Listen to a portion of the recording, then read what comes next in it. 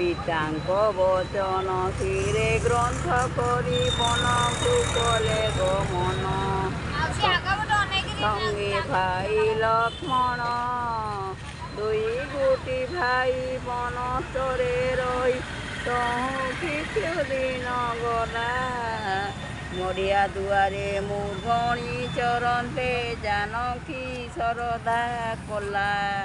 ଯାଇ ବାଜନ୍ତେ ବାଣ ମୃଗ ଡାକେ ରଖ ଲଇକ୍ଷଣ।